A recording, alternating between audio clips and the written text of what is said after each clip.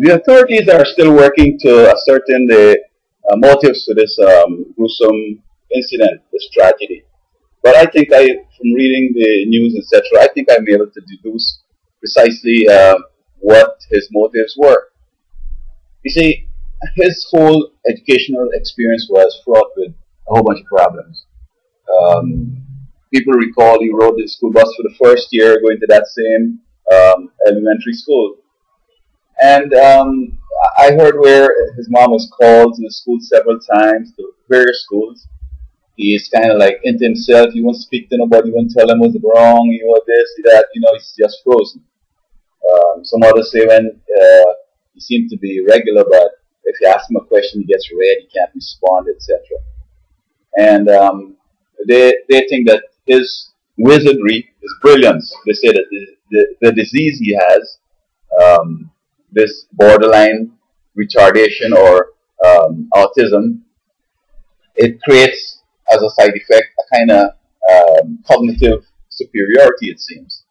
And I think that is a problem because instead of looking at the cognitive aspect, you look at the mind, the function of everything. Does he have the conscience? Is he sharp at stuff?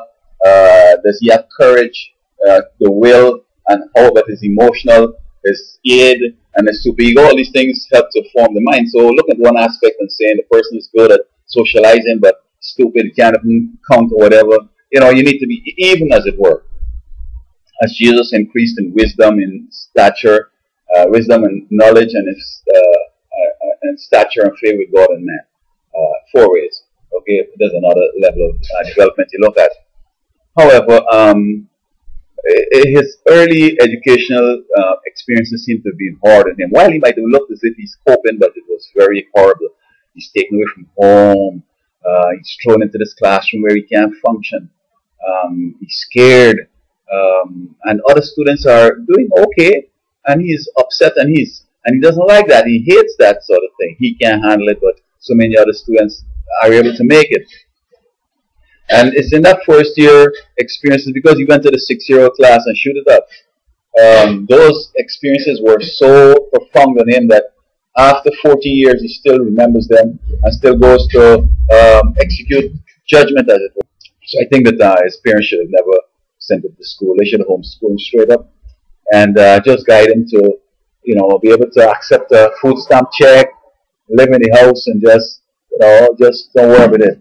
Because I suspect they hope that he could be a doctor or something, get a doctorate in some field, tried college at 16. But like him, the college can't even count. They're saying that he has a 3.26 grade average. He has at least a B average, or a B, a minus, and a C. That can't give you no 3.6, because an A with a C can bring it down to a B. With a B already, so he has 3 Bs. But he had an A minus, which meant that it wouldn't have been a B. It might have been a B minus he came down to. And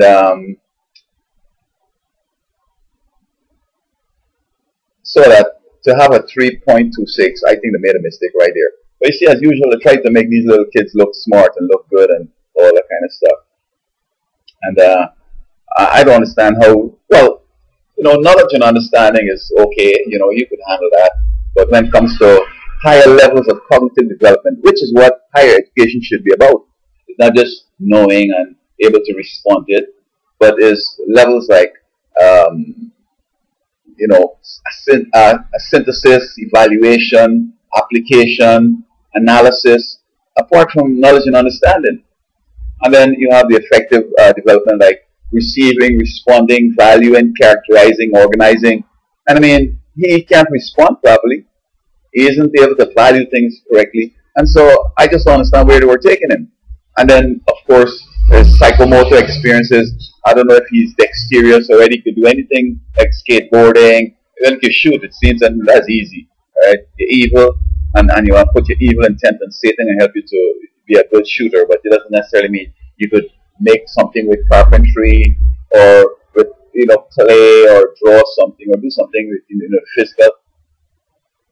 And he drives a car, well, that's easy again. They let him pass that, no problem. And so I think his going to shoot up this elementary school had to do with his elementary experiences, in which he couldn't perform well because he has this mental deficiency, and the other students were doing better than him.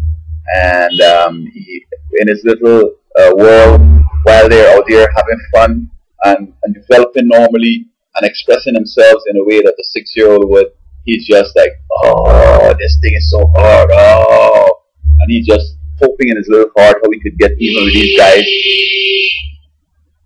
how he could get even with these guys that are doing well. And so it took 14 years for him to get the courage to get a gun and to go back and shoot up the school. So I think that's his motive. He's trying to level the playing field. They got smarter than him. He got a gun. He can kill them because they're smarter than him.